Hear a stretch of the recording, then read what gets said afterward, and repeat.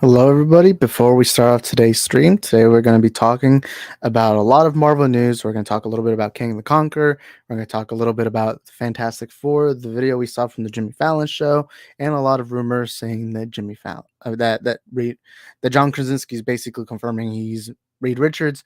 Whatever it is, we're going to talk about it on today's show. But first, let's hit the intro. And here we go.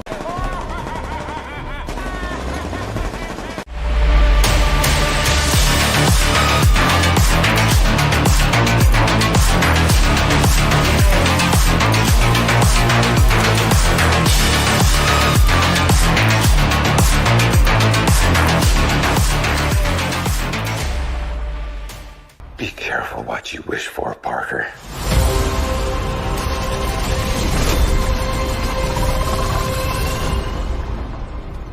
Hello, Peter. What is up, everybody? Welcome back to the Multiverse movie show. My name is Isaac, and we have a lot to discuss. I just uploaded a big video. It's like 38 minutes long. It's about it's something specific about what happened with Matt Jarbo. I just felt like it was injustice. What was happening with him. So I do want to clarify that. I do gotta break. I'm gonna say one thing before we start off today's stream, and then we'll continue on with, of course, the main stuff. But first, let's read the chat. Let me take out the name right here because I don't want to have the name right there. All right, there we go. We remove the name. Let me turn on that light. Where was I? All right. And yeah, I did say that. So I should have probably uploaded that Jarvo video after because I didn't give y'all enough time to watch that video and then do the stream because I feel, or what I should have done is uploaded that video much earlier ago and then do the stream, because now some of y'all maybe want to watch the rest of that video. I don't really want to talk too much about the whole Jarbo situation, but to kind of sum it up, there's been a lot of allegations towards him, none of them coming with any facts or evidence. And in that video, I explained that I think that's a very dangerous path because that can lead to assault, death, or something like that. That's why I felt very strongly to make that video, because I don't think anyone should be defamed like that. But yeah, I should have probably uploaded that video. Let's see the chat. All right, let's see. Mexican Point Extra Lounge. What's up, Antonio? Maybe we'll discuss it later. I just feel bad that y'all didn't get to watch it all, Greetings all. OMG, his hair's gone, blasphemy. I mean, I've had it gone for a week. There's like lots of videos that I've uploaded with my haircut. I didn't realize Isaac got his haircut. Were you not watching my videos for a week? Oh wait, but I streamed on Sunday and I was on camera for a couple of minutes. I had a haircut then. My man has short hair, and then in the next video has long hair. How fast does it grow? I mean, I don't know. My hair grows pretty fast. I don't know. Good morning, Multiverse of Movies. Good morning, David Riley. How are you doing, man? Thank you for being here. I always see you in chats. But anyways, Vortex says, Isaac, I don't think people go around beating up each other for a small problem like a hairstyle. Well, I wasn't talking about. I don't know. I just remember when this stream was called "Isaac is Over Party." Hit that reminder button. Oh my god! So you did hit the reminder button. It worked. I know as a lot of people forget to ever tell someone that you got to hit the reminder button, but I don't forget because your boy is too badass for that. By the way, these are actually 3D glasses, so probably not a good idea to wear these. But gotta wear them shades inside, although it's a little blurry. But no, we got some movie news. We got some topics to discuss, man. We got a lot of topics to discuss, but I'm gonna clarify one thing and one thing only. CJH says, "Are we in 3D?" But I'm just gonna clarify this real quick. Wait, hold up. Wait, what did Mortix say? Isaac, I don't think you should say you're gonna beat up Matt Jarbo in your new video. Did I say that? I'm just kidding. I defended Jarbo, and I'm not afraid to speak up because I don't give a shit. I'm sorry, but if you're gonna lie about somebody being a pedophile or a predator, yeah, get the fuck out of here. I don't know. But also for my members, y'all got some new stickers. Y'all got 2 new stickers. One of them being me during my trailer reaction for the Snyder Cut, and the other one is Dwayne Johnson. Um, it's like a Dwayne Johnson image from San Diego Comic Con. Give me a second. I gotta search something up. But I'm gonna clarify one thing, and I'm just gonna make it clear. I was gonna make a video on this, but I decided there's no point in it. But I don't want to talk about the Zod Sil stuff a Zod writer did a stream yesterday where he was addressing situation because there was a long-standing beef with Saggy, Ashley, and RJ up against Skywalker. But I watched the entire stream. The only thing I didn't watch was like the last 40 minutes, I believe, which nothing really happened there. But some people were asking me my thoughts.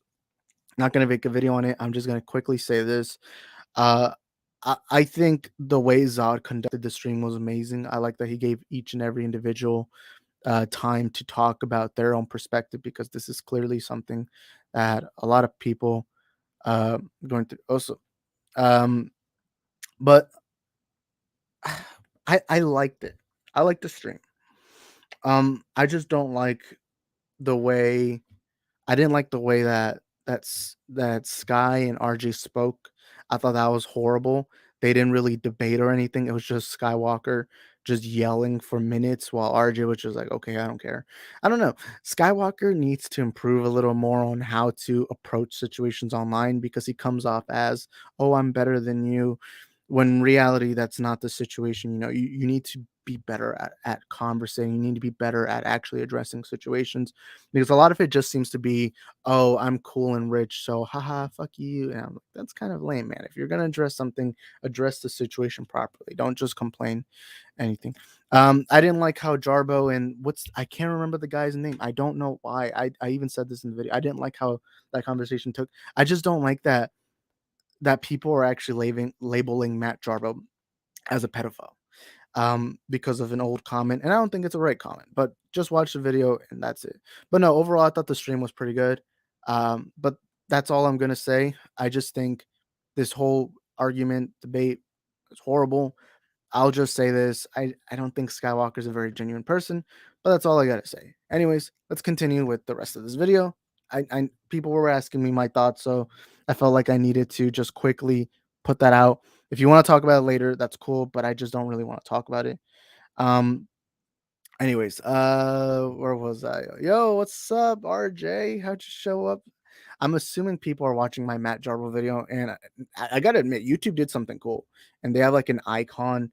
They have like an icon, and it says that person's live. But what's up, RJ? I believe I put the StreamYard link on the chat, so if you want to pop in, that's all right. But let me read real quick. I'll say this right here. Since Sharon Peter follows you and you follow them, just trying to message them about it. Well, the thing is, she already put out that message, and I feel strongly about lying about allegations like this. I know she's joking, and I even say in the video, I know she's joking. I know she's just kidding. I understand. I make edgy humor too. You guys understand. I make a lot of edgy humor, a lot too. So I understand her perspective. However, she never said this was a lie. She never said that. So she publicly put out a message kind of saying that Jarbo is a pedophile when that's already been said by so many other people.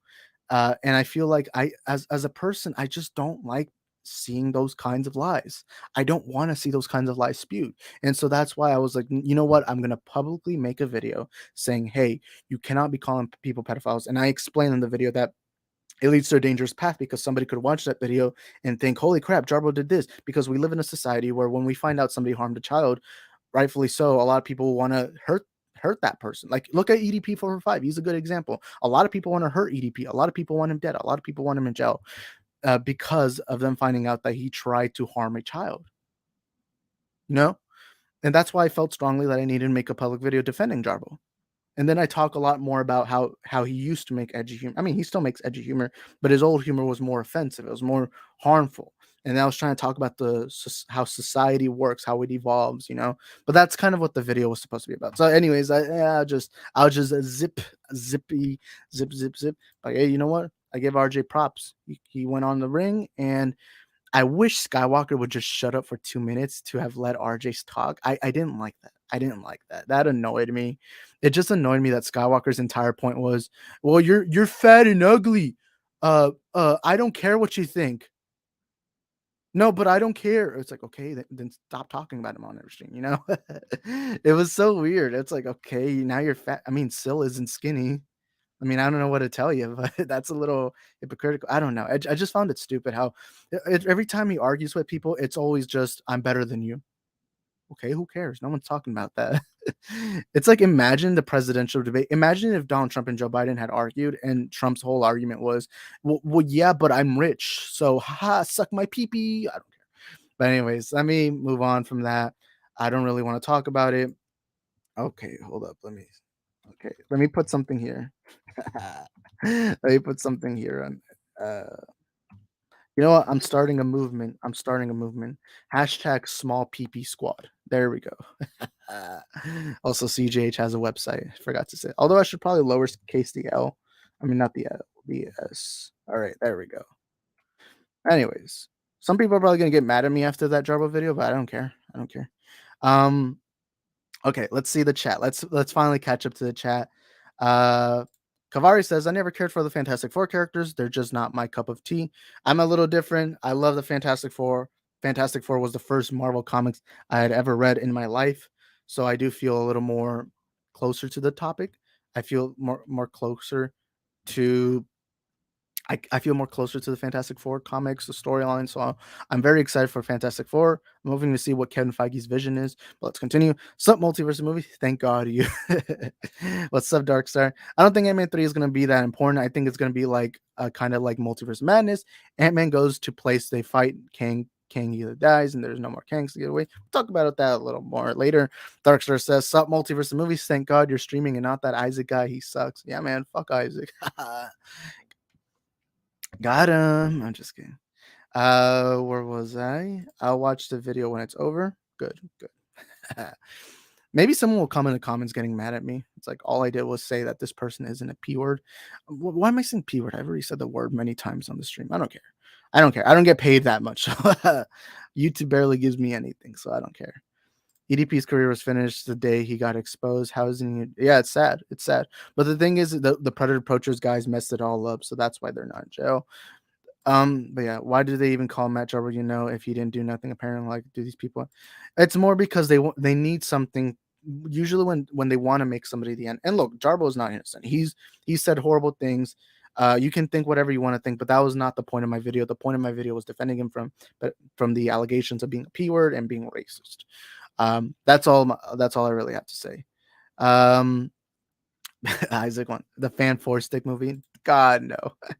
But yeah, small PP squad. We got everyone spread it in the hashtag because I don't care. Yeah, y'all are all part of small PP nation. That sounded weird. That sounded weird. I don't know why I said that. EDP was in jail for a bit. No, that he hasn't faced any prison. All we know is that um Bakersfield County, I know they've been investigating him, but they don't have any so far they don't have any way to legally like give him a warrant for his arrest, Big peepee, no, small peepee. Did Isaac cut his hair? Yeah, I did. You can see it. Yeah. Yeah, in my other videos, like in that Jarbo, wait, no, I think I was wearing a hat. I don't know. But yeah, my hair was kind of messy, so I just put on a hat. But yeah, I cut my hair pretty short. Uh, but yeah, it's basically kind of what I had it before I started growing it out. But yeah, where was I? Everyone knows. All right, let's not really talk. But I don't know. I just don't like how Skywalker talks. It's kind of frustrating because it just comes off as very disingenuous. But anyways, let's talk about the first thing. And let me search it up real quick. Wait, where was it? I had an article here. Wait, let's see. Sorry guys, I'm not very professional at this. I gotta I gotta I gotta find something. Okay, here it is, the article. Let's pull it up here. Um Chrome tab, John Krasinski. All right, first topic for today. Oh crap, is it even on camera? Why did my oh crap. Wait a minute, I remember. I think I'm gonna have to. Okay, there we go.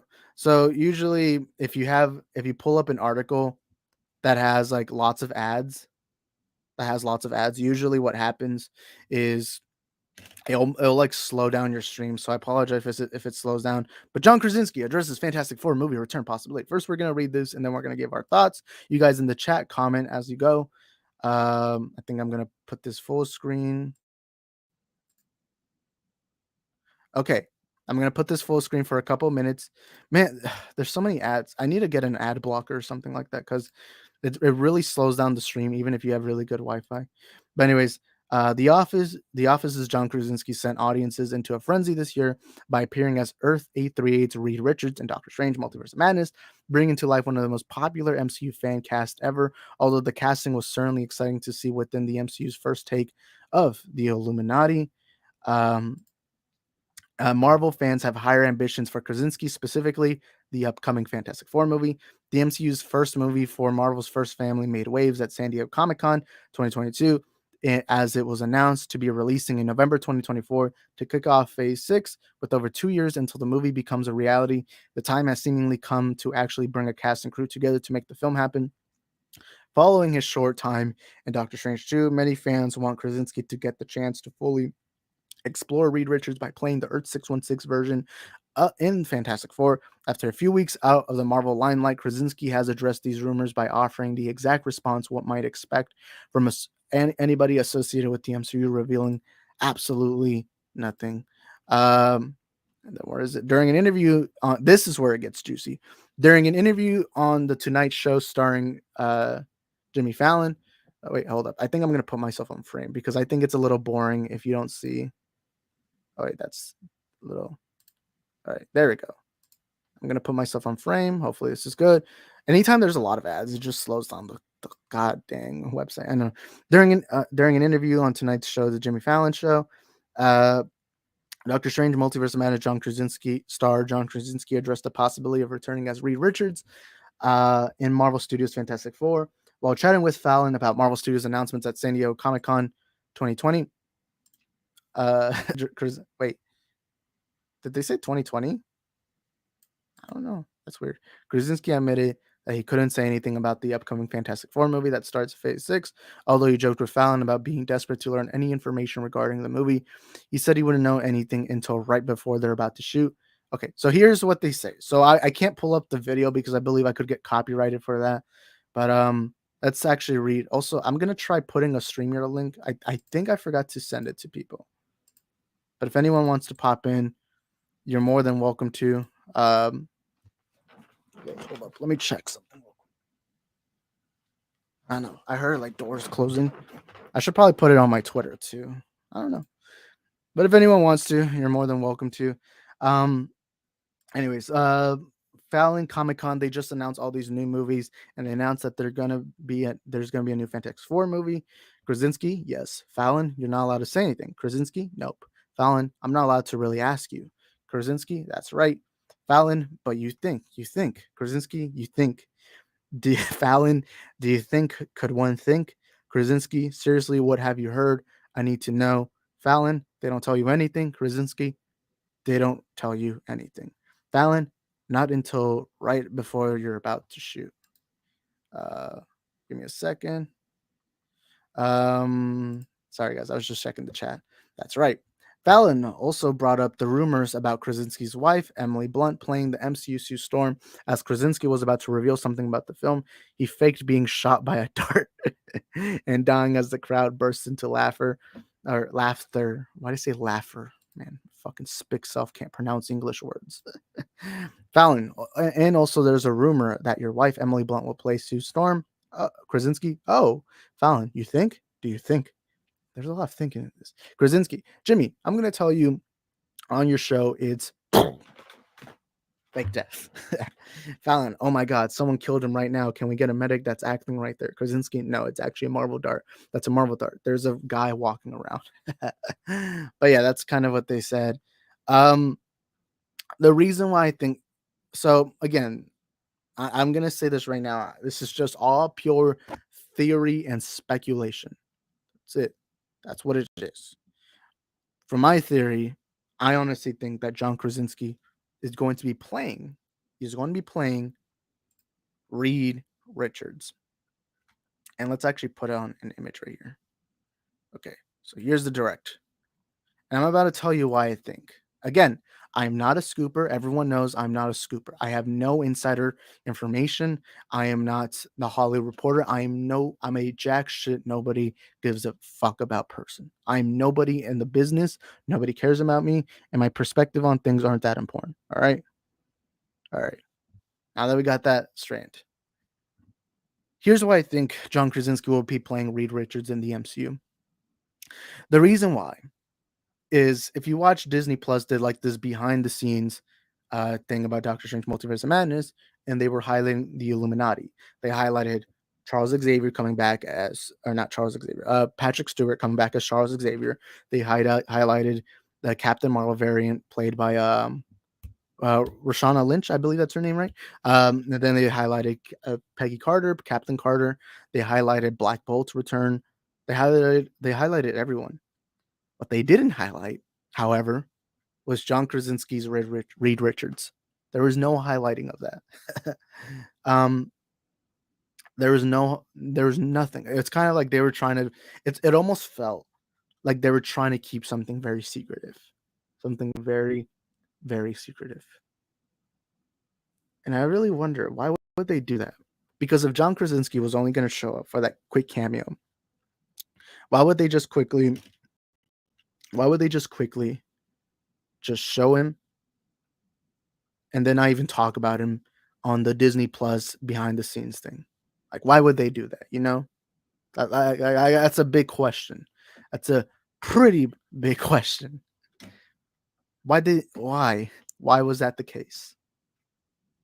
Well, I'll tell you, because I genuinely think they're trying to tease. They're trying to tease Reed Richards. They're trying to tease him. But looking at this interview, if John Krasinski was not going to be playing Reed Richards, wouldn't the easy answer be, no, I'm not going to be playing? He was more just, it kind of felt like he was playing a game. You know, I feel like if he wasn't going to be Reed Richards, he would have just straight up been like, oh, no, I'm not going to be in it.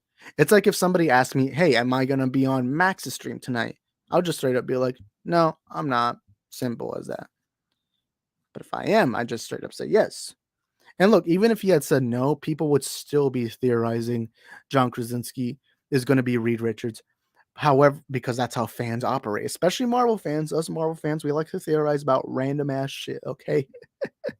We like to theorize about random ass shit. We just theorize about literally everything. Uh, also, somebody put out a paragraph on my Matt Jarbo video. I don't know, but excuse me. That being said, why would Disney Plus keep it so secretive that John Krasinski is playing Reed? Or why would they keep it so secretive that he was in the movie? And also, why would John Krasinski not straight up say it? That's very interesting. That's very interesting. So I leave it up to you guys in the chat, live stream, or watching the replay. You guys, what are your thoughts? Do y'all think John Krasinski will be playing Reed Richards? I don't know. Let's actually read the chat right now. I'm gonna go read the paragraph. All right. Certified Krasinski's tier. Antonia's Hugh Jackmanist, I think. Oh my, Hugh Jackmanist. Oh my god. I was one of those people. Wait, what were we talking about? Oh yeah. Antonia here says I remember people confused Captain Marvel with Superior Iron Man. Hey man, me too. Me too. I just felt like it was like a bigger cameo, you know what I mean? But yeah. Darkstar says John Krasinski is a perfect choice for Reed Richards. I personally can't see any other actor than John to play Reed. I mean, I'm not going to say he's the only choice, but I think he's a solid choice. Now, in Multiverse of Madness, we didn't really get to see him that much, but I liked his calm demeanor. I just kind of wish he was a little more cocky, being like, yeah, I'm the smartest man alive. I got him, or something like that. And also, I think the way he died, as cool as it was, I don't think that felt very Reed Richards, especially because even the movie itself says he's the world's smartest man. Joker 2019 with Krasinski as Murray and Fallon as Joker. Oh my god. It's just a cool guy talking about Zod. Oh wait, that's the paragraph. For some reason I was thinking about. But now let's talk about something else. Why is it showing me a big ass ad? What the heck? Okay, anyways, I'm just going to search up Fantastic Four. Okay. So now let's get to the big title. Let's get to the big title. Okay. Here, IGN put out this. Let's put here on the stream. IGN, Fantastic Four won't be in origin stories, Kevin Feige says.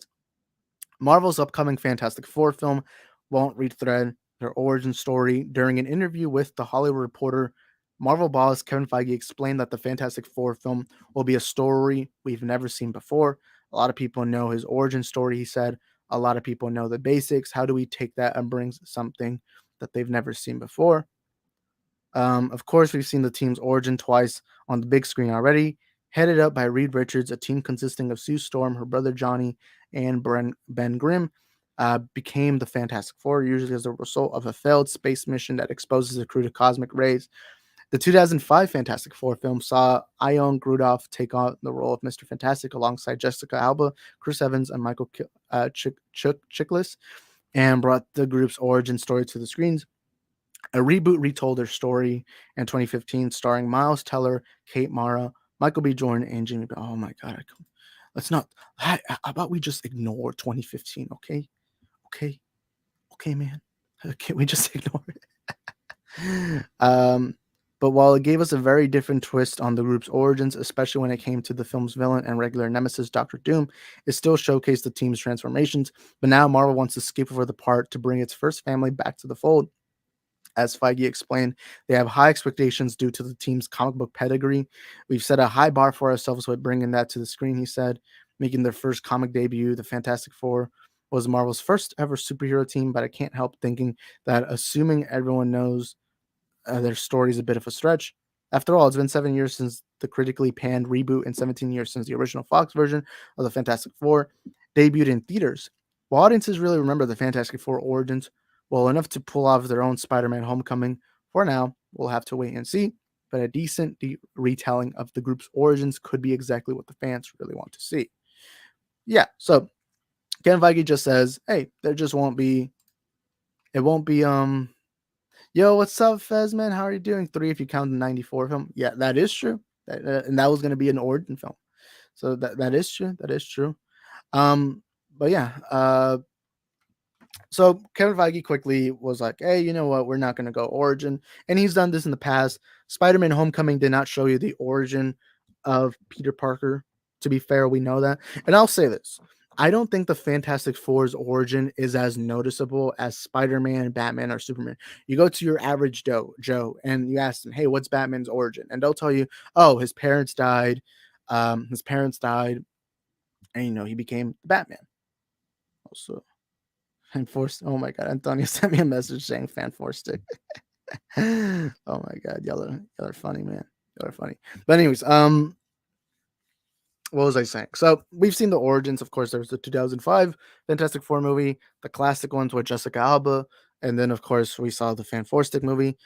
When I was a kid, I really loved those first two Fantastic Four movies, the first one and Rise of Silver Surfer. The older I got, the more I kind of just thought it was a weak movie. I'm not a big fan of, like, I won't lie to you, I don't think they're good movies, but I think they're pretty fun. They're fun movies, even Rise of Silver Surfer. But Fan Four Stick was just god awful. Fan Four Stick, honestly, I think besides Catwoman, is probably the comic movie I hate the most. I won't even lie to you. It's a god awful movie, at least to me personally. And I just don't like it. I just don't like it. But I thought the 2005 one it was sweet. It was sweet. Rise of Silver Surfer, I thought it was all right.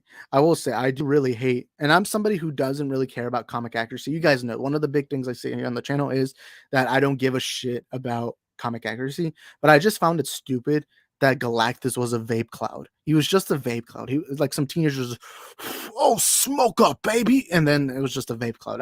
I still to this day find it incredibly annoying that they went that route. I don't know why. I know exactly why. And I think at one point the only thing we get close is that we were so close to getting what was I about to say? We were so close to getting like the horns, like they were about to make a shape of a horn. Also, give me a second. I'm putting my streamer link in the chat. Yeah, there we go. Sorry guys, I was just trying to do that. But Galactus was literally, yeah, Galactus was just a vape cloud. Who? I'm sorry, but it's like a cloud already looks weird. It's like you're already doing something weird. You might as well just go full on weird and just show us Galactus in his true form. Like, I'm sorry, that was just silly. I don't get why. I don't get why they did that, but they did. And we live in a world where the only live action appearance we've had of Galactus is a vape cloud. Okay. It's like you're not doing your. I mean, I guess my theory is that they wanted to tell people that smoking is bad, so they made the actual smoke a bad villain. Got him. Uh, I thought Silver Surfer in that movie was all right. I just found it stupid that for most of the movie he doesn't even have his board. I just found it stupid. But I still enjoyed the movie. I had a lot of fun with it. I mean, they're not great movies, but they're solid movies. But Kevin Feige has a point. We've already gone the origins a lot of times. I feel like some people are kind of exhausted from it. So let's go ahead and, give us a Fantastic Four movie. And look, I'm gonna say this. I don't care. I do think that you do run the risk of not, because with Homecoming, you had the benefit that everyone knows Spider-Man's identity. Everyone knows. Everyone knows why what Peter's origin is, Uncle Ben, everything. Although in the MCU wasn't Uncle Ben, but we already know his origin. We don't need to see the spider fight again. With my homie Manny's calling me. Should I wait? Hold up. So my friend Manny's calling. I'm gonna see. Yo, what's up, Manny? What's up? Y'all are watching me live, right? Oh, why do you? Wait.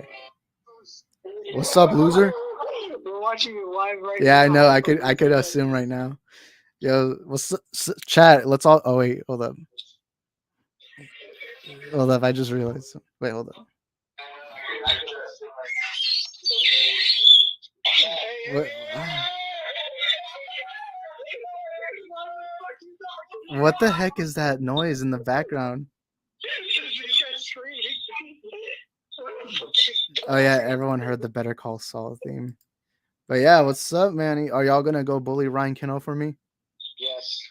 All right, you heard that, chat. Ryan Kinno will be bullied on Saturday. Come to Anime Matsuri at George R. Brown Convention Center. Oh crap! I'm just kidding. He already made that public. All right, I gotta see y'all later. All right. Yeah, those are my friends. But yeah, let's go back. Let's go back to the stream. All right, sorry about that. But although I don't know why they didn't just join from the StreamYard link I made public. Yeah, they. But to give you context. They're at this anime convention. It's called Anime Matsuri in Houston, Texas. And the reason why I brought up Ryan Kinno is because Ryan Kinno on Saturday is going to have his own. Did he say panel or booth? I don't know. Either way, it's same shit. And I jokingly told him to bully him for me. Although Ryan Kinno's being canceled on Twitter right now because he did make that George Floyd joke. I'm not even going to lie to you. If I went up to Ryan Kinno, I would have just pulled the phone out and said, "Hey, do you think there's too many good black people in the Batman?" And I would just mocked him for it. Bad take, Ryan, man. Ryan KK Kinno. Got him. I'm just kidding. But yeah, they're at an anime convention. I didn't go because I'm not a fan of anime. Although, wait, hold up. Let's see. Bro, what was I even talking about? Yes! Hell yeah! Hey, come on, baby! Come on! Yes! Come on! Ah! All right, gotta drink some water. Where was I? All right. So I put the link out for my group chat, but that's about it. Anyways, so I was talking about Fantastic Four. Let me actually read some of the chat real quick. The definition of punching the air. I still don't get why they made Galactus a vape cloud. It's like it already looks fucking weird. You might as well just go full throttle, you know? It's like the idea of Polka Dot Man is weird. So it's like they went ahead and just did Polka Dot Man. You know what I mean? Also, Milk Spoiled. Hi, Mom. I'm on stream. Oh, yeah, this is with my homie Jason. He's also at Anime Convention. They're all probably watching through this. Y'all, wait, by the way, I forgot to say this. Yo, smash that fucking like button, baby. Or this is how I react if you guys don't smash the like button. You can't keep getting away with it! He can't keep getting away with it! He won't. All right, I got derailed. Let's read some of the chat. I messed up. Caleb Stack says, personally, I'm fine with Fantastic Four's origin. It's very simple and can easily be explained briefly, maybe Incredible Hulk style. Plus, we've had 3 versions of it before. No need to teeter old ground. That is true. That is true. Incredible Hulk did something similar. I don't think they got to explain. They can just be like, hey, we're just superpowered beings. We had this quick accident, and then continue with the rest of the story. That's like the simplest way to do shit. Yeah. So, anyways, nice ringtone. Yeah, it's the Better Call Saul. I'm hoping I don't get copyrighted because that is. I probably did. Honestly, I don't care. Okay, where is it? I think Fantastic Four movie could be them going into space, getting lost, fighting Galactus. No, I don't think they're gonna show us Galactus that quickly. I don't think they are. I don't know. I could be wrong. All right. So finding Galactus, killing him in the ultimate nullifier, and they came back to Earth. Only way we'll probably get Galactus. I do think they could. I don't know. I don't know if they're gonna tease Galactus anytime soon. And if they do, I think it's gonna be after the 2 Avengers movies. And the reason why I think that's the case is because I think they really want to focus on Kang the Conqueror because he is the new big bad in the MCU. Okay, he's a new big bad. From what it seems, I mean, he's gonna be the villain in Ant-Man and the Wasp: Quantumania, and they're going to show he's going to be in Avengers: The Kang Dynasty, and maybe even Avengers: Secret Wars. What origin would Feige reference though? The 60s version, the Heroes Reborn Jim Lee version, the first modernized take on them, or the 2004 Ultimate? If I'm to guess, it might be the Heroes Reborn version, but I don't know. I just don't. I think what they're going to do is they're just going to quickly. They're just going to quickly be like, all right, here's our origin there, blah, blah, blah, and then there we go. Anyways, 60s, I think. I don't know. Maybe it could be a mixture of some. I don't know. What if the Fantastic Four existed in the MCU, but in the 1960s, though? That's a good theory. What if the movie takes place in the 60s, and then by the end of the movie, they get stuck in the quantum realm, and then they come back? I don't think they're going to do that because when we watch Iron Man, they and also the Avengers, they explain that the only heroes in that universe is Captain America prior to that, and Captain Marvel, but we don't learn that until a bit later. But that seems a little more realistic because she's more of a cosmic character. With the Fantastic Four, I don't think it makes sense because I think they're gonna have a Baxter building. I mean, they kind of had to, and I feel like if there was a Fantastic Four, they would kind of bring it up. And I don't think they're gonna mess up canon like that. I think they're just gonna be modern. I think they're just gonna be like, okay, we were a family from this time period. Maybe they could be stuck in the quantum realm, but I don't think since the 60s. My theory is they around the time Endgame happened, they got their powers. They went after space because now Earth was starting. Because if Iron Man has machinery that can take him to space, that I can guarantee you the rest of them do, or at least what's it called, nanotechnology. If they have the nanotechnology, then it probably means that other people in this universe has nanotechnology. Not only that, but Wakanda's open to the world. So maybe when they went up to space, they had a little accident, then they come back. And I think it's going to be somewhere around recent. I don't think it's going to be something that's like 10, 20 years ago. I don't know. Smash or pass, like button. Holy shit. I'm just kidding. Be there or be square. Oh, yeah. He put what's it called? IP address. I don't know. What villain do you think they will face in their MCU debut? I would like to see a mailman or a puppet master. Doom could fill in a supporting role, build him up for a future. I don't know. But now that we got that out of the way, wait, did I even give you a? I mean, I'm fine with it. Just make a good movie. It is still my most anticipated MCU movie, more anticipated than the Kang Dynasty, Secret Wars, because I've always wanted to see what Kevin Feige's Fantastic Four would be like, and I would really love it to be John Krasinski that plays Reed Richards, of course, because I'm a little biased. I'm an Office fan. The Office is my favorite sitcom of all time, so seeing Jim Halpert in the MCU is always gonna be a cool thing. We already saw him die as a Twizzler in Doctor Strange Multiverse Madness. But yeah. All right. Also, we got Ray in the chat. What's up, Ray? I also put new stickers there for the members. Yeah. Wait, hold up. Oh yeah, you used Birdman and then the Dwayne Johnson one. All right. All right, smash the like button. Heck yeah, guys. Darkster says also, I think Hank Pym knew Reed Richards is in the 60s because that was when Hank was the Ant-Man of that time. I don't know. I mean, yeah, I completely forgot, but I don't know. But I feel like if you had a Baxter building and you had these four heroes with these abilities, I feel like, I don't know. I feel like they would have referenced it in Avengers or something like that.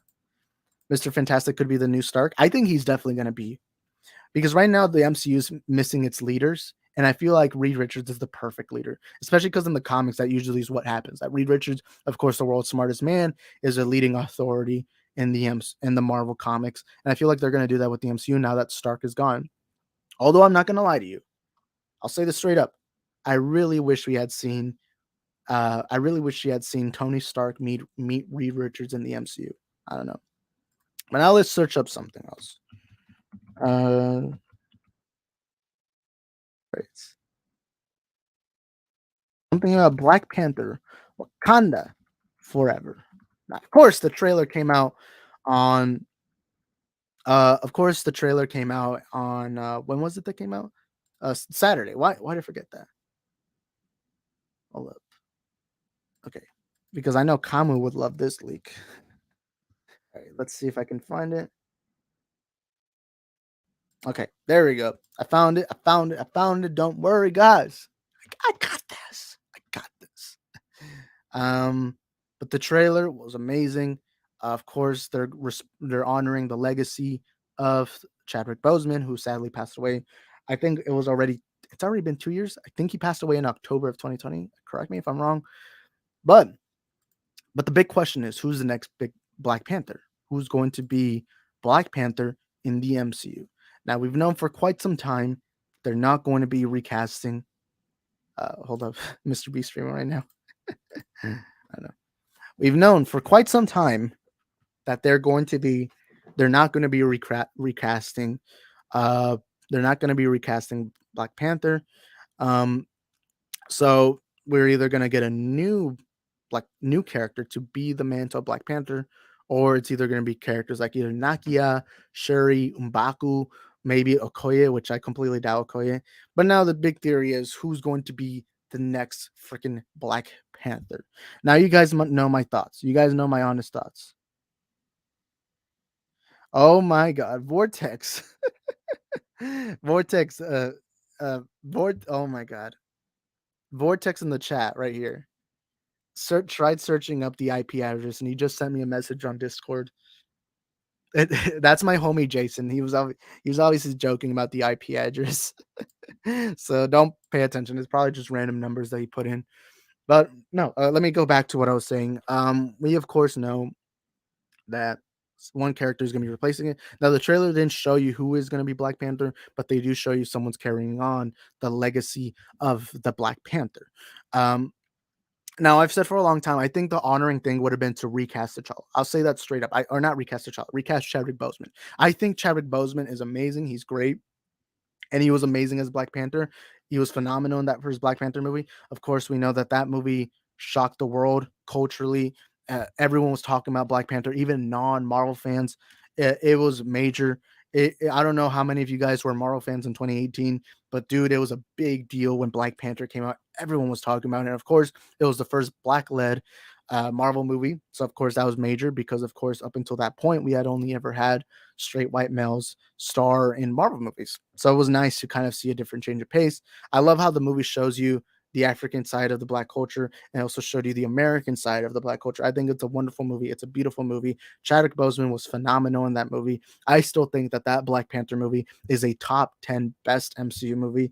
Straight up, I'll be completely honest about that. I'll be 100% honest about that. I think it's a great movie. Killmonger was phenomenal in that movie. Michael B. Jordan was great. Although I think his acting wasn't the best as it is in like Creed and anything like that, but Killmonger was a great character. T'Challa was a great character.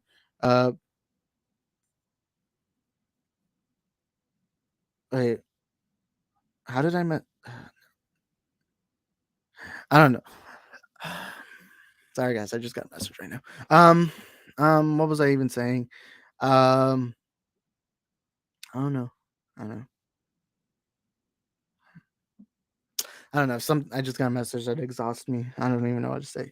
But where was I? I I still was a little frustrated when Marvel came out of the gate and said they're not going to recast.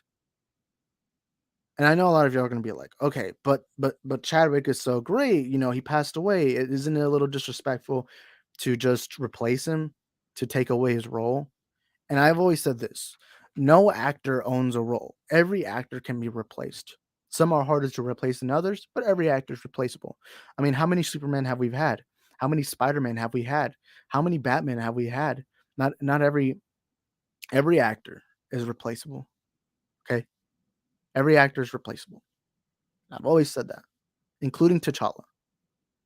And I'll still say this: the best part of that movie is Chadwick Boseman's acting, and Chadwick Boseman's a phenomenal actor. But I still think they should have recasted. I'll be completely straight up. I feel like it would have been more honoring. It would have been like, hey, don't you worry, Chadwick. We'll take it from here. It's like, don't you worry, Chadwick. You did amazing in Avengers Civil War. You did amazing in the Black Panther movie. You did amazing in Infinity War, Endgame, anything. But now we got to carry on the mantle. You're amazing, but we'll take it from here. That's kind of what it felt like. That's kind of what it felt like if they had recasted T'Challa. I don't know who would have been best to fit him, but I still think that T'Challa should have been recasted because the Black Panther movies were about T'Challa. And I feel like kind of let him go because even looking at the canon of Black Panther, it now feels a little awkward because we get his first movie and we see his story. But in Infinity War, he gets dusted. He's part of the blip and he's gone of Wakanda for 5 years. Then he comes back from Wakanda, but then he passes away. Now I know the actor passed away and it's a little different. I just find it weird that they're trying to figure out how to live without T'Challa, even though I know canon wise Wakanda has lived without T'Challa, and Shuri. So I wonder what Wakanda was like during that time period. Um, I don't know. Sorry guys, something's frustrating me right now. But um, but no, I still think even though I would have rather T'Challa recast it, I still think it was fantastic what they did. The trailer looks amazing. The trailer looks so good. The Bob Marley cover, the No Woman No Cry, that was amazing. I love seeing Okoye, Angela Bassett.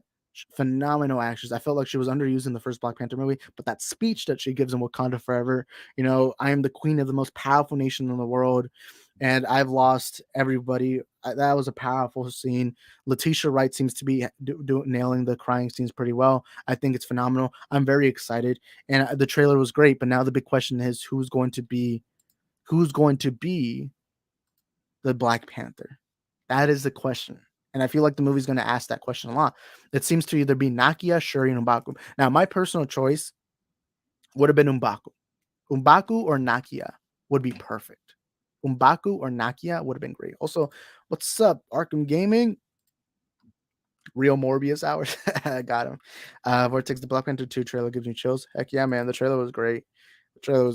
Also, y'all smash the like button. I don't know if I said that. Wait, I've said that, but I don't care. Got him. Anyways, where was I going with this? What was I even saying? What was I even saying? I don't know. But I think Nakia or M'Baku would make sense because they explained that in Wakanda, in order to become king, you got to fight in combat, hand-to-hand combat, no herb, no nothing, just hand-to-hand, straight-up combat. And M'Baku nearly beat T'Challa, and I feel like he would have been great because imagine like you see this character first at the very beginning of the movie starts off as an enemy, but then they become friends, they unite both in Infinity War and at the end of Black Panther, and then we see him carry on the Black Panther mantle, especially now that the Jabari tribe is now connected to the rest of the tribes in Wakanda. I felt like that would have been perfect to have M'Baku. But obviously, seeing that image of Black Panther, that's obviously not M'Baku. Let's be honest. That's obviously not M'Baku. M'Baku ain't that skinny. M'Baku's a big boy. By the way, they said in Black Panther that he's vegan, but like they ain't no way that beefy boy is vegan. Okay, let's be straight up about that. He ain't vegan. Okay, that's a meat eater right there. Okay, let's straight up say that. I don't know, but no, I think M'Baku should have been. But even if it wasn't M'Baku, I kind of wish instead they got Nakia. Lupita Nyong'o is quickly becoming an actress I love. She's great in Us. She was also there with Winston Duke, who of course plays M'Baku. Look, I would have loved Lupita Nyong'o. I would have loved Nakia. Nakia is a phenomenal character, and I like that she was the one that kind of took T'Challa into the right path of saying, hey, we got to open up Wakanda. We live in Africa. Africa has a lot of poor countries. Let's open up refugee camps. Let's support the rest of the countries out there. Come on, let's go ahead and do that. Let's do that. Let's go ahead and do that. But instead, first of all, let me read some of the chat. I love how everyone joins Max's streams when no one joins Isaac. To be fair, Max streams at a time where everyone's off work. I'm streaming during a time where everyone's at work or school or whatever. So it kind of makes sense why. And also, a lot of people I'm on chats with, a lot of them usually are busy at this time because they're working. But yeah, if you want to be on the stream, just contact me. It is what it is. And you can give your perspective on this. But anyways, also my boy Manny, he's the one who just called me as our pan man. He says 308 Negra Arroyo Lane. Do we have any clips? I mean, I have only 2 Breaking Bad ones. Yeah, I only have 2 Breaking Bad ones, but I have. Daddy, chill. What the hell is even that? Get everybody out of my... I don't even know why I have such random clips. Oh my god. I don't know, man. But no, let's actually read. New Lego sets might reveal the MCU's next big Black Panther. There was a lot to take in when it came to Marvel Studios' announcement at San Diego Comic-Con 2022. Of course, there's the reveal of Avengers Kang Dynasty and Secret Wars, then the shocking episode count of Daredevil Born Again, and even an official unveiling of the Thunderbolts. Surprisingly, one of the biggest parts of the company's panel wasn't a new project, but rather than the first teaser for Black Panther Wakanda Forever. The emotional first footage of the highly anticipated sequel featured Wakanda reeling the tragic loss of Chadwick Boseman's T'Challa. It was to show the world's first look at Teno Huerta as Namor, the film's antagonist. One of the biggest mysteries of the upcoming movies is who will take on the mantle of the Black Panther. At the end of the new teaser, somebody can be seen in a newly designed Black Panther suit, but the identity of the wearer is not revealed. Now, some newly revealed Lego sets may have accidentally given away the answer following the lingering questioning. And here is the image. So this is the suit. Of course, right here, that's an Atlantean. We know that now. Now, I don't know what the fuck is going on, but usually toy leaks spoil movies. And that's a Black Panther suit. So now everyone's thinking, oh, that could be Shuri. That could be Shuri. You see more here. Of course, Shuri. And of course, everyone's been talking about this butt image. Now, you see right here, the gold on the feet and the knees. What do you see right here? Feet and knees. Although it is missing these power blasters, whatever we call them. It is missing that. Maybe she gains those later. But it does relatively seem a lot like, of course, this butt shot, which everyone's been investigating. Whose butt is that? Of course, that's not M'Baku, because M'Baku is a beefy boy. He's a big boy. So it makes no sense if M'Baku. It makes no sense if M'Baku is in the suit. Nakia, maybe. Okoye, probably. But more than likely Shuri. I don't know. We all expected this. We all expected it to be Shuri. Because in the comics, Shuri does take over the mantle of the Black Panther for a short time period in the comics. But I don't think it makes sense movie-wise. Because remember, in the first Black Panther movie, Shuri is only 16 years old. She is the most intelligent person on Earth up until that point. Of course, she has a lot of technology on her hands. She's a tech person. She gets T'Challa's suit prepared. She's great. She's an amazing side character. Letitia Wright is a very talented actress. I just don't think it makes sense. I don't think it makes sense to have Shuri carry on the mantle. And the reason why is because in the MCU, they explain that you have to be in hand-to-hand combat in order to even fight, in order to even be king, in order to be queen. And Shuri clearly does not have the hand-to-hand combat. Clearly, Shuri does not have that. So to me, it just feels a little iffy that she's going to have that. So I'm a little confused. I'm like, what really is this where we really want to go? But either way, I'm still going to look forward. Maybe the movie changes my mind. I don't know.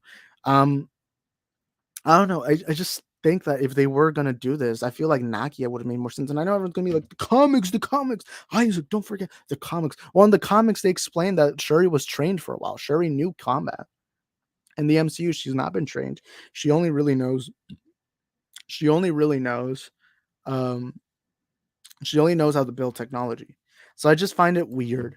I find it weird that she's going to end up being the Black Panther. But are the Lego leaks true? I do still have questions for the Lego leaks because here's the suit right here.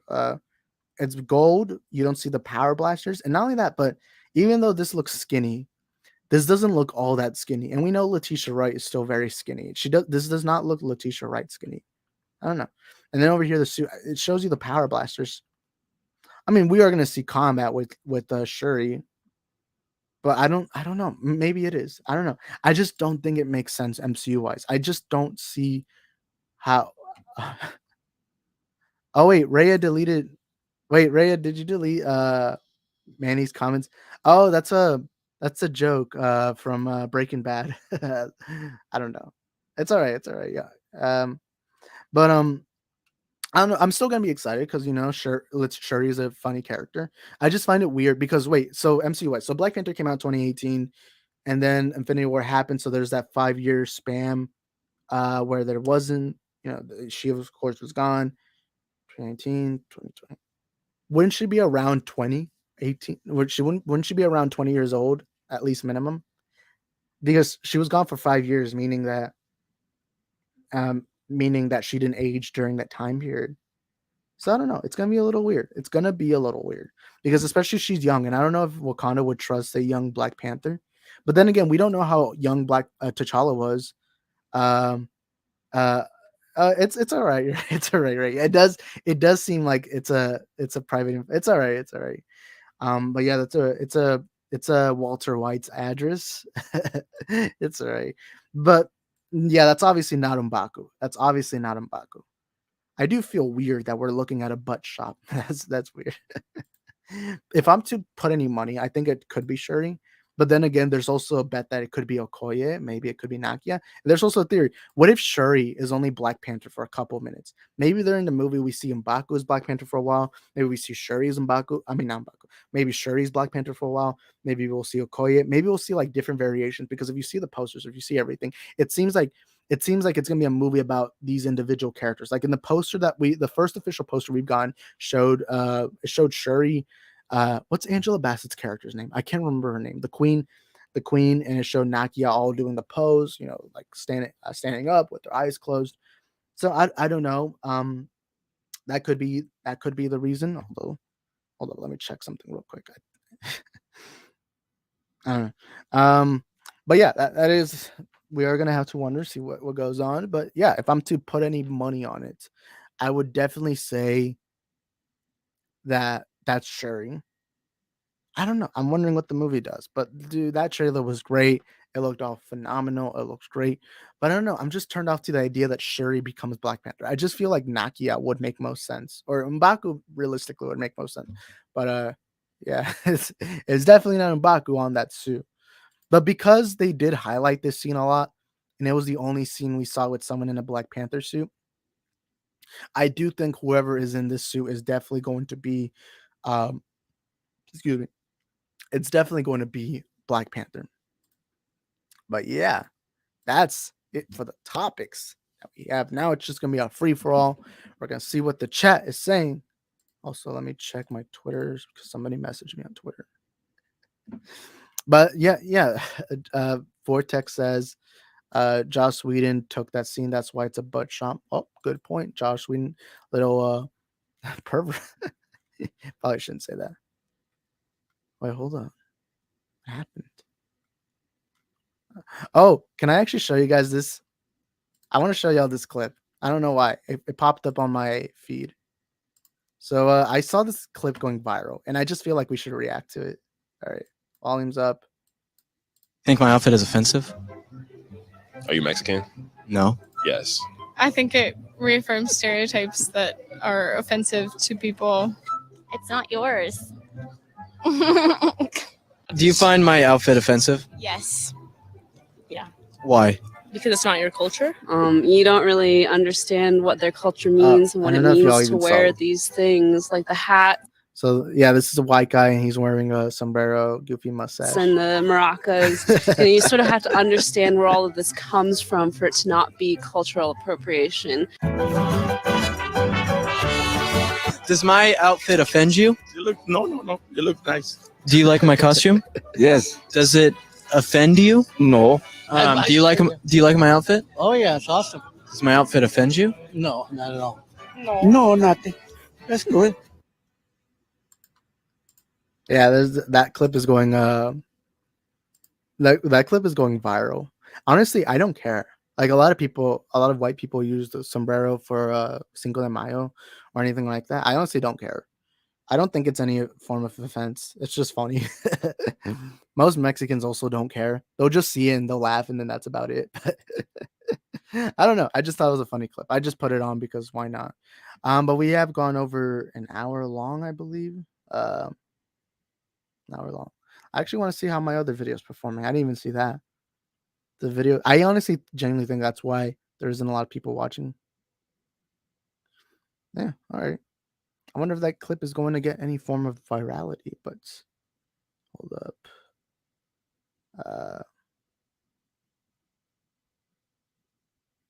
I don't know. I don't know. I just found the clip funny because honestly, Mexicans don't care. We honestly just laugh, and that's about it. Well, you'll probably be invited to like the cookout or something like that. There's a video I wanted to watch from Cosmic Wonder that does talk about Ant-Man the Wasp: Quantumania, and I feel like we could kind of react to it. Where is it? Wait, is Brian streaming? Oh no, he's not streaming anymore. He was streaming. Man, the homie was streaming while I was streaming. Oh no. All right. Where was I? It was a Cosmic Wonder video. Okay, here it is. We'll watch this video and then see where the stream goes from there. Playing Thor on stage is the role of a lifetime. But lately, someone's been stealing my... What is going on, everybody? So Welcome. Ant-Man the Wasp Quantumania trailer breakdown footage. The trailer did get, or at least parts of the trailers. I actually saw those clips. I do recommend everyone not to watch them. Just wait till the full HD comes out. But I'll spoil the trailer. Kang the Conqueror is narrating. You see, Ant-Man is kind of popular now. He wrote a book. He has a podcast. He's making money. He's making bank. And Kang the Conqueror is the villain. But it does end off with Ant-Man looking at Kang and being like, I don't know if you know, bud, but I'm an Avenger. And then Kang looks at him and says, oh, you're an Avenger. Have I killed you before? It was like chilling. But let's watch what I love Cosmic. I've been watching him since like Infinity War days. Welcome back to the Cosmic. I watched him since before. What is going He made this like on, everybody? Welcome back to the Cosmic Wonder. I'm your host, Warren Thompson, and we're still covering everything that happened at San Diego Comic-Con this past weekend because so much was revealed for Marvel Studios' Hall H panel. Yesterday, we went over the Guardians of the Galaxy volume. That's, of course, phases. Of course, all of y'all know. This is Phase 5. The breakdown, February 17 of 2023, will be the beginning of Phase 5. Of course, Black Panther Wakanda Forever will end Phase 4. But yeah, Ant-Man the Wasp: Quantumania, Secret Invasion, Guardians of the Galaxy, everything. All right, 3 trailer footage that was shown during Hall H, and today we are going to be going over the Ant-Man and the Wasp Quantumania footage that was shown that includes Kang the Conqueror and even showed Ant-Man and Kang actually talking to each other, and Kang actually mentioned the Avengers by name. Of course, Kang is about to have his own movie where he is going to be the big bad of not just Ant-Man, the Wasp, and Stature, but all of the Avengers together. In Avengers, the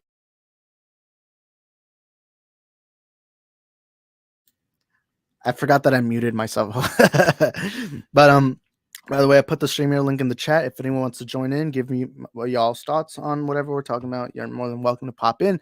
But yeah, that is true. My big question is, will Kang the Conqueror, is this the same one we're gonna get in Kang Dynasty? Because at the end of Loki, we know that Loki version, the one who remains, he's dead. And he explains that, oh, you think I was bad? Just wait till you see my variants.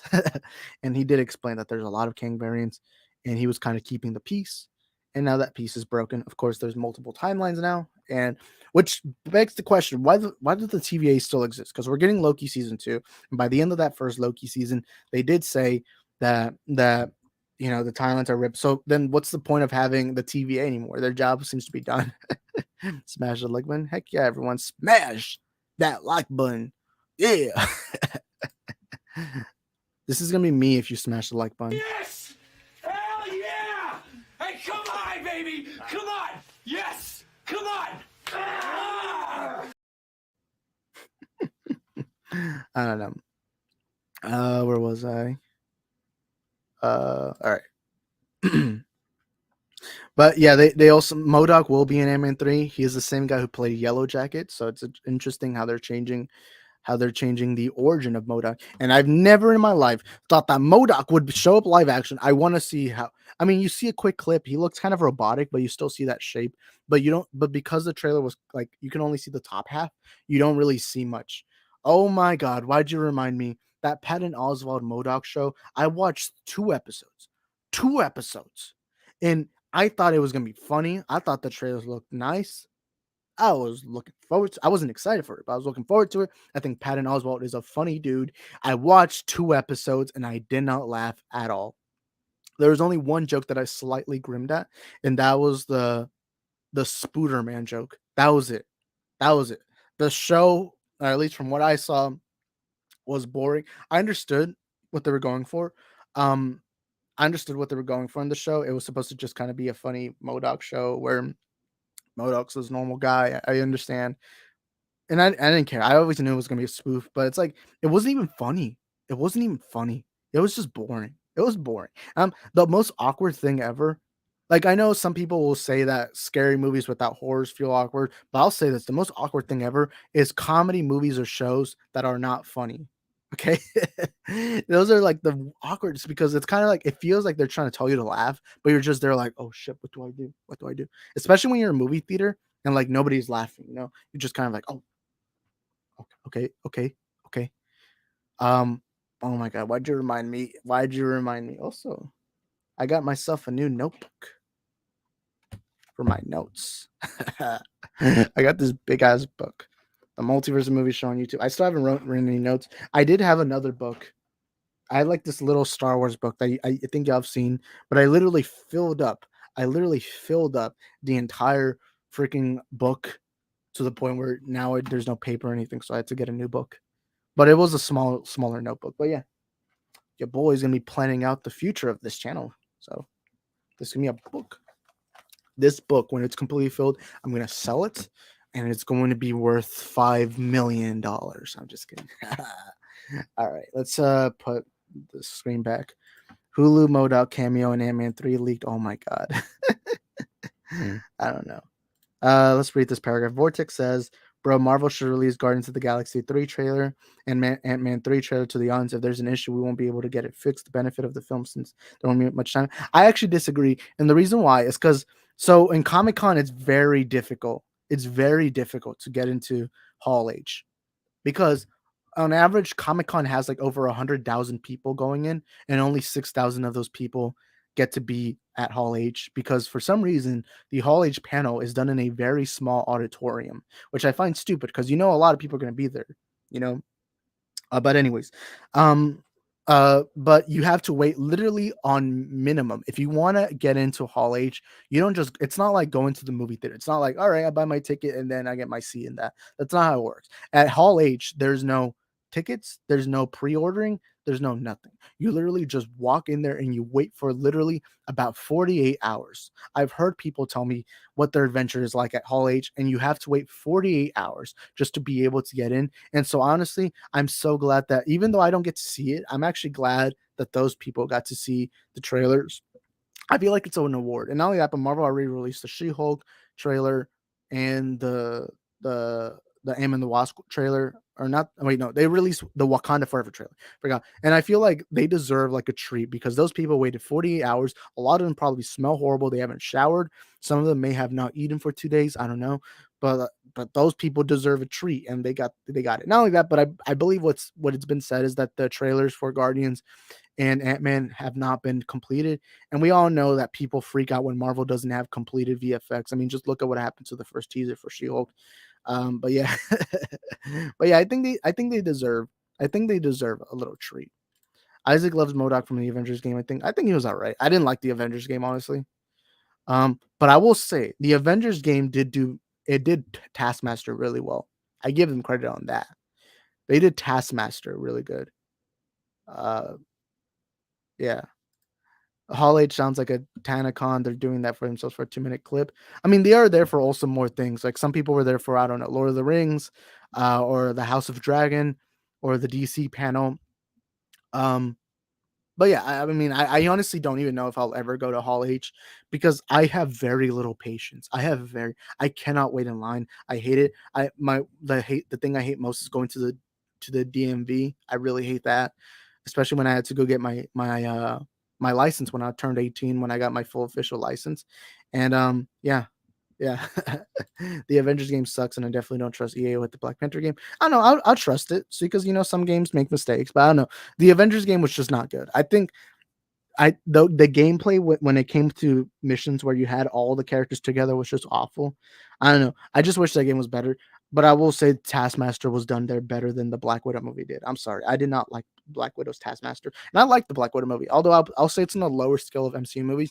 I like the Black Widow movie, but I think Taskmaster was so much betterly done in the game because I'm fine with gender swapping. I was cool with that, but the movie did jack shit nothing with the reveal. It was just, look, I'm that one girl that you bombed, but let's not go anywhere with that, and poof, we're friends again. Yay! It was just that. I agree. That's better than MCU design, to be honest. But I mean, I was fine with the design in the MCU. I was fine with it.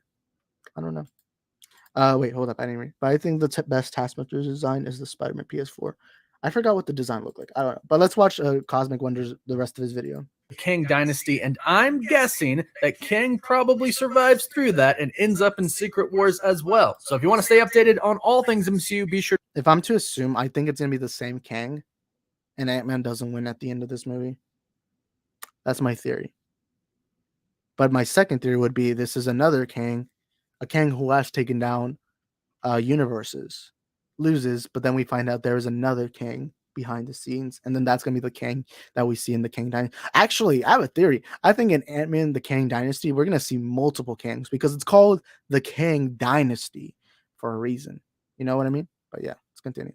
Sure to subscribe so you don't miss out on any of the latest videos. Let's dive into this footage that was shown. So this footage has one of the best lines from a villain that I have ever heard. It literally sends chills down my spine just reading it. I can't wait to watch it when the official trailer comes out. And it's an interaction between Kang and Ant-Man. I don't think so. We'll get to in I don't just think a so. bit, I don't but know. the trailer Maybe, starts probably. off with Scott Lang reading an excerpt from his book to a crowd. He hasn't been in action in a while. Then he gets a call from his phone, and it's actually jail calling. He picks up his daughter, Cassie Lang, from prison, and he wants to help her but doesn't want her wasting her life. It's here where he kind of gives her a pep talk and reminds her that he saved the world as an Avenger. But it's here where Hank Pym actually calls him out for constantly talking about that and bringing it. I have heard that this movie, oh crap, dang, the Wasp is actually kind of hot.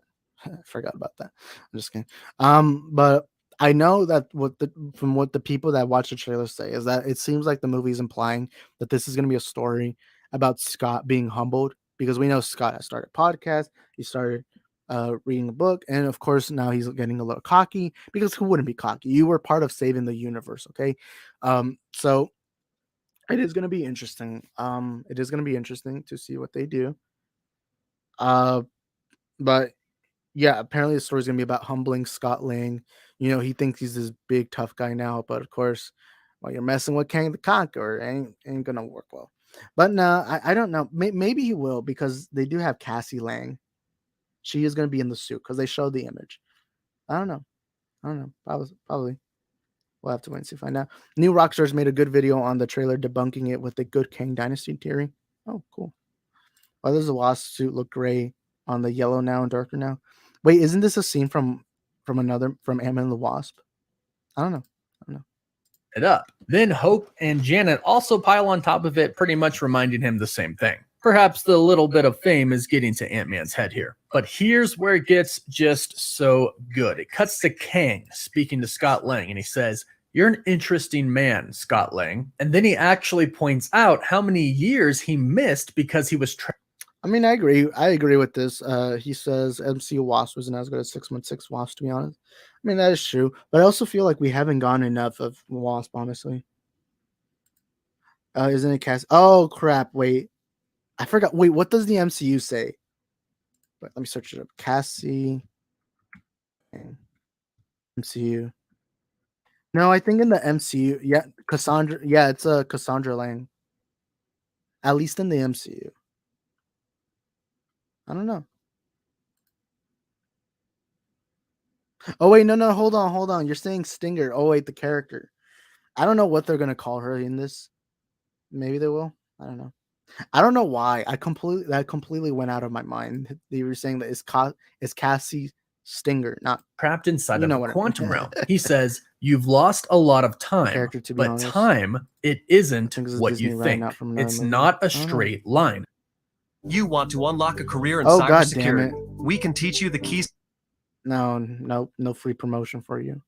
Don't go to Dairy University, boys. Screw Dairy University. Everyone chat, everyone comment, screw Dairy University. Why is my internet connection so good today? The only time it messed up was when the direct article came up at first, but that's because it has a lot And of it articles. cuts to footage of something in a lab exploding, and then all of a sudden they all start to get sucked into the quantum realm. They all end up in another world, navigating it in new suits as Bill Murray's Krylar shows up. That is true. I saw the image. Bill Murray shows up. Now they don't say what character he is. I honestly have no theories to who he is, but it seems like he is going to be part in this little town in the quantum realm. Who happens to know Janet, because remember, Janet was stuck in the quantum realm for a very long time. And just the fact that we have Bill freaking Murray in the MCU Yeah. just makes me so dang it's excited. I Dairy love him so University. much.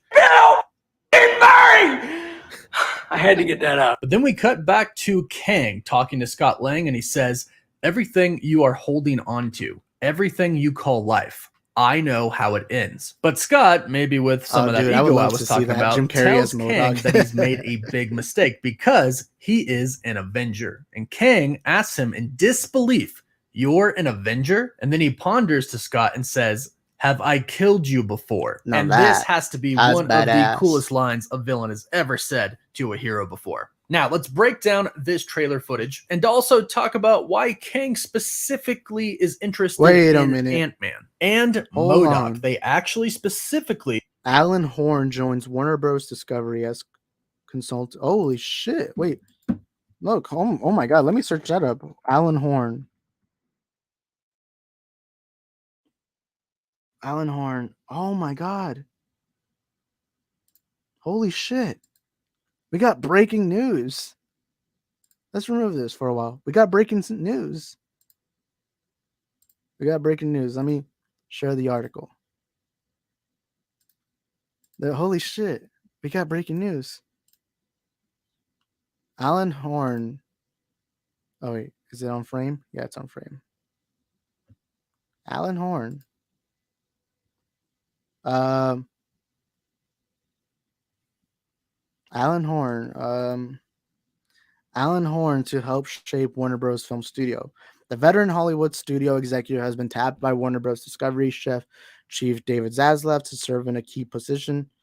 Its official film studio veteran Alan Horn is helping out the new team at Warner Bros. Discovery. The newly timed company was born when Discovery bought Warner's at AT&T, has brought aboard Horn as a consultant during the transition period. Among other duties, he'll assist Michael DeLuca and Pamela Abdi, who have been tapped by Warner Bros. Discovery chief David Zaslav to run the movie studio. The duo replaced Toby Emmerich. Zaslav has been in talks with Horn for months, according to staff memo circulated on Thursday. The high-profile hire is a reunion of some sorts of Horn, who did a long stint as co-chairman of Warner Bros. Prior to joining Disney. He left the Disney gig at the end of the year. Here is Zaslav's full memo. Staff in full. Holy shit.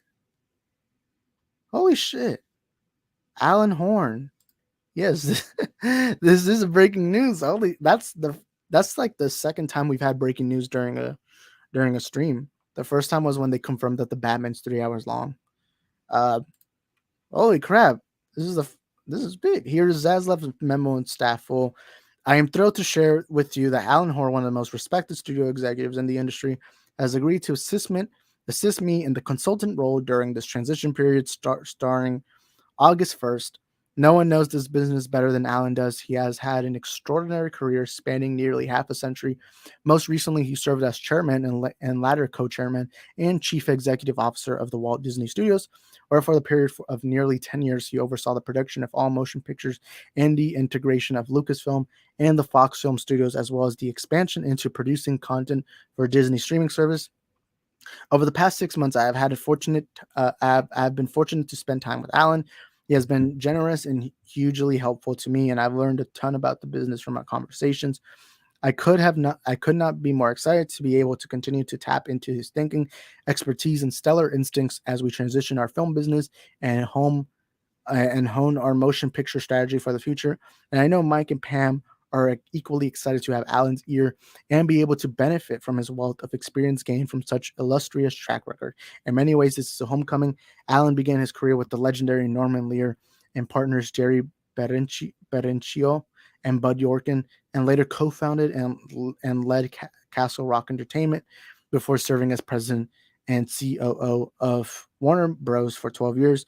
He knows the ins and outs of the studio and how to build it into the powerhouse it is today.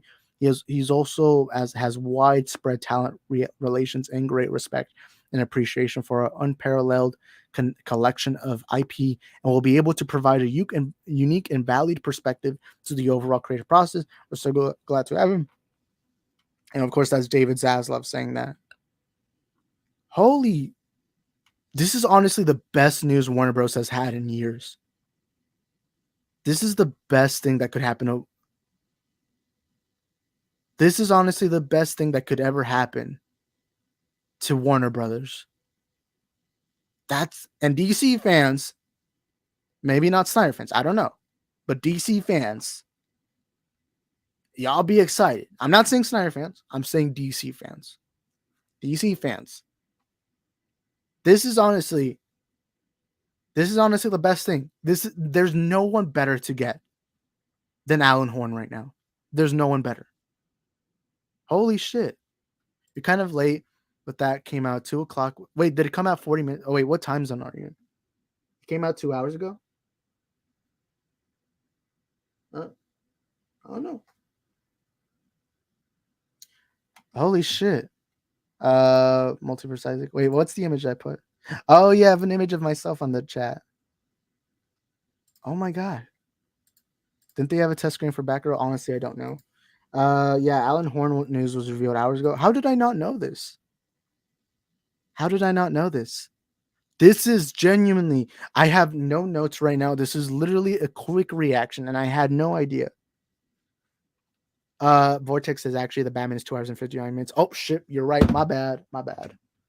We got to get the cool glasses because now, us DC fans, we get to say we got Alan Horn on our side. And remember, Alan Horn was up there up until Endgame, you know. Got him. Yeah. I mean, this guy has insane experience. And during the management of Bob Iger, Alan Horn was right there helping Bob Iger in his era. And people have been debating this for quite some time, but I would say the Bob Iger era is probably the best era Disney has had ever. So Alan Horn, Alan Horn being right there helping Bob Iger in the movie division, a movie division which helped the MCU start, which got Star Wars sequels, everything. Alan Horn's the main man. So honestly, DC fans. Now, I'm not saying Snyder fans because I don't know if Alan Horn plans on Snyderverse restoration. But if you're a DC fan, expect this man to deliver. Holy shit. This is honestly the best news. The reason why I know about this is because I saw it it was on Twitter. Holy shit. Hollywood Reporter too, that's confirmed. Alan Horn the GOAT? Heck yeah. Are those 3D glasses? Yeah, they are. Yeah, it says it right here. Real 3D. Let's see. Focus. It's not focusing. But yeah, you can see that 3D is right here. So yeah, I don't even know why I still have these, but yeah. I even have it as like right here. You can see in my profile picture. That's the 3D glasses. But yeah, dude, you can tell I can't process this because this happened way too quickly. Dude, I need somebody to clip me out this part where me reacting to Alan Horn, and then I'll upload this as a solo video. Dude, um, I'm excited. I'm excited. This man was part of the reason why the MCU did what it did. Part of the reason, not the reason, but part of the reason. And he was the reason, and he was one of the reasons for one of Disney's most successful eras it has ever had. This is amazing. This kind of feels like the equivalent of, let's say you're the Houston Rockets. The Houston Rockets are not doing well basketball. They're doing horrible. And all of a sudden, Steph Curry joins us. Steph Curry joins the Rockets. Or not Steph Curry is a bad example. I would say LeBron James. LeBron James. And the reason why I'm using LeBron James is because LeBron James is near the end of his retirement. However, he's still amazing. He's had 4 championships. He's played for amazing teams. He's one of the greatest players that's ever played the game. And if he came to the Rockets, this team that's in a transition period at the moment, this is kind of the equivalent. Alan Horn coming into Warner Bros. Discovery. I think this is the best thing that's ever happened to Warner Bros. Or at least in the last few years, it is the best thing that's happened to Warner Bros. And this is a good thing for DC fans. This is a good thing for DC fans. Wait a minute. Is this what was on Twitter? I saw this on Zod. Let's actually get out of here. Let's go on Twitter. I saw something on Twitter that had something to do with Zack Snyder. Wait, let me put the frame to myself because let's see.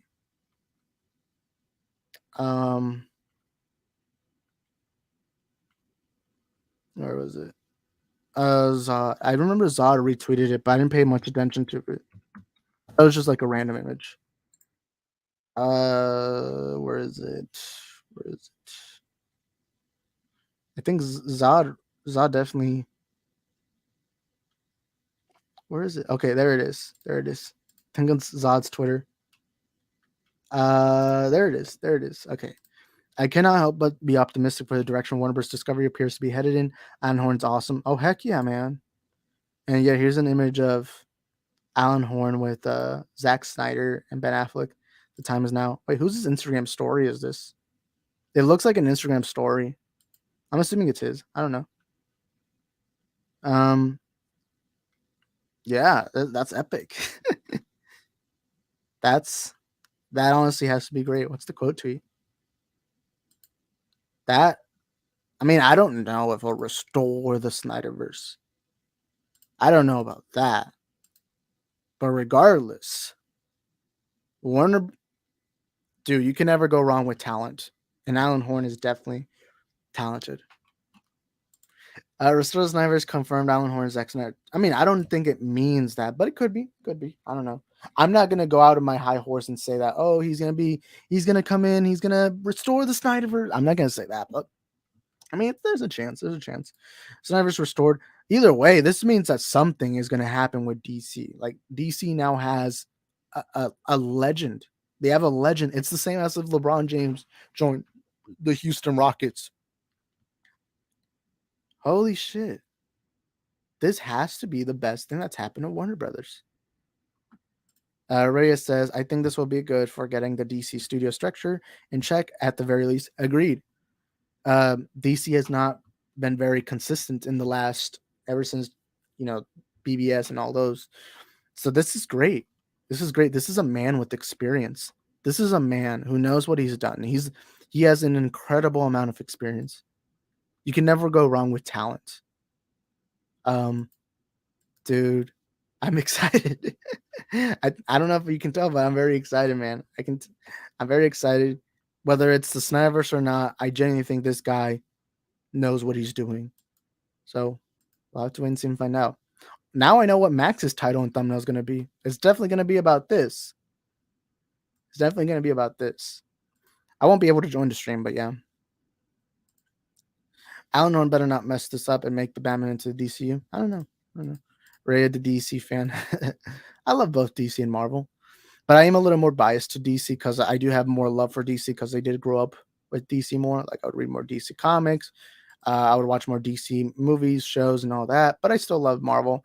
Except it's just nice to see DC get a win. This is a big win, not just for DC but all Warner Brothers. Honestly, this is honestly a big win.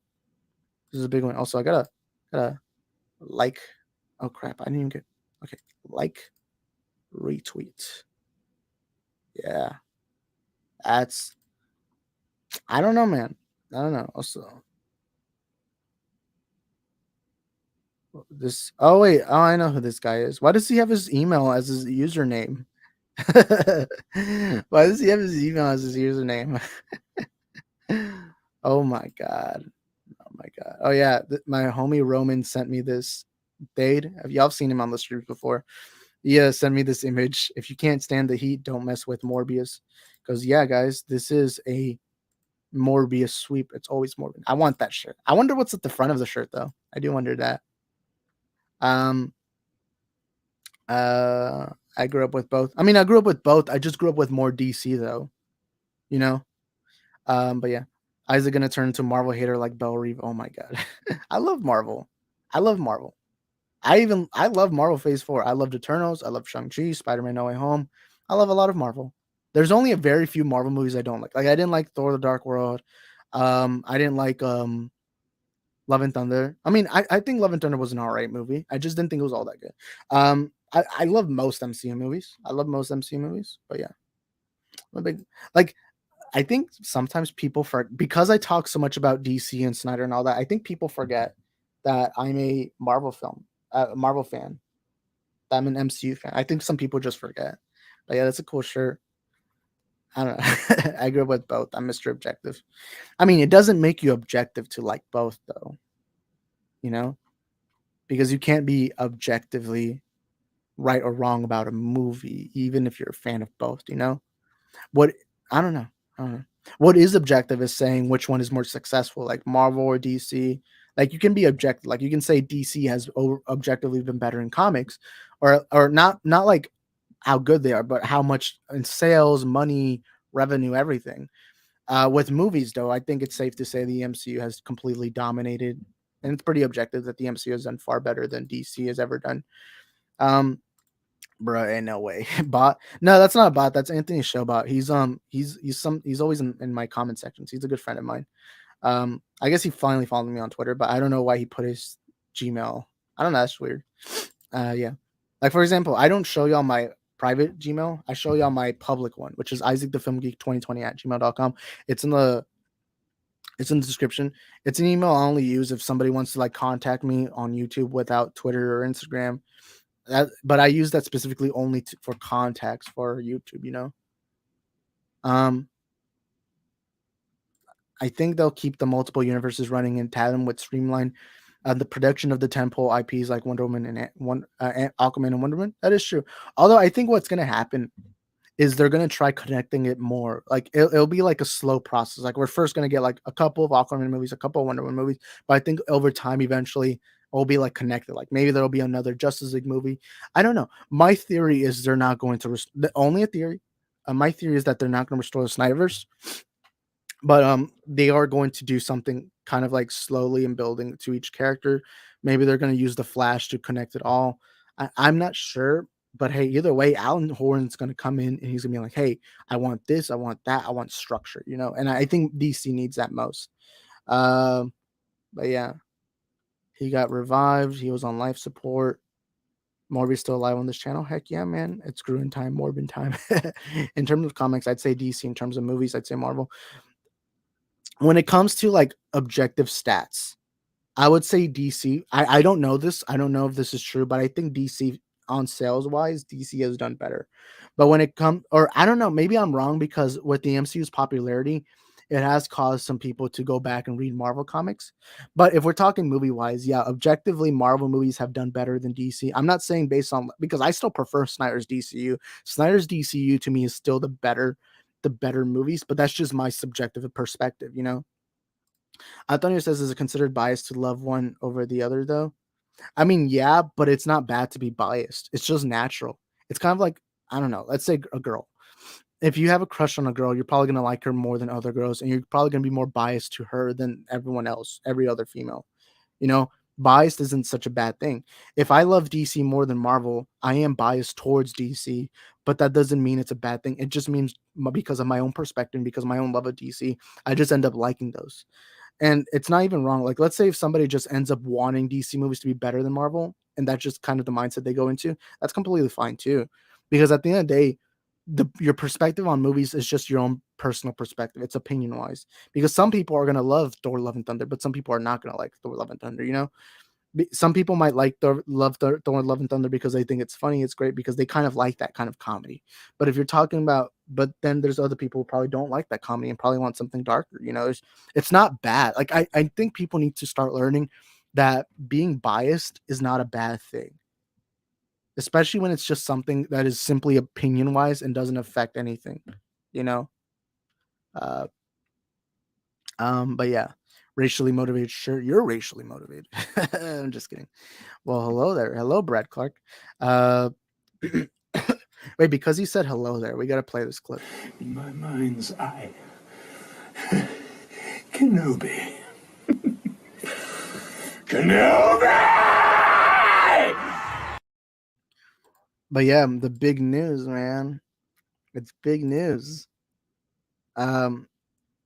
We got Alan Horn is going to be. Oh my god, he's gonna help Warner Bros. Discovery. I have the retweet right here. Oh wait, that wasn't the article. It's just an image of Alan Horn with Zack Snyder and Ben Affleck. But yeah, gonna be interesting. It's going to be interesting. What the heck is this? Why? Oh wait, I'm just not seeing that. Here's the Lego leaks. I don't know why I still have the Lego leaks right here.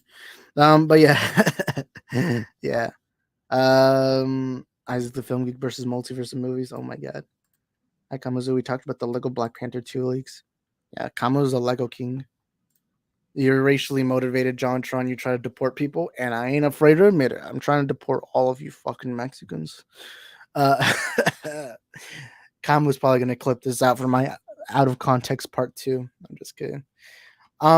But yeah, I think I've gone almost 2 hours. I'm starting to get a little exhausted. I apologize. I know Brad and Kamu are just joining us here, but I am exhausted. I've spoken for way too long. But yeah, I want to thank everyone for watching this stream. Thank you for everyone being here. And if you're watching this right now, I do have the Matt Jarbo video that I uploaded. So some of y'all, if y'all want to hear my thoughts completed, just go to that video and we'll see where it goes from there. I know it's a little controversial video. I talked a little bit about it in the beginning, but hey, we'll have to wait and see and find out where this goes. But anyways, guys, thank y'all for being here in the multiverse of movies. I'll see y'all next time. Peace. Forgot Gibby. Oh yeah. Gibby! Gibby!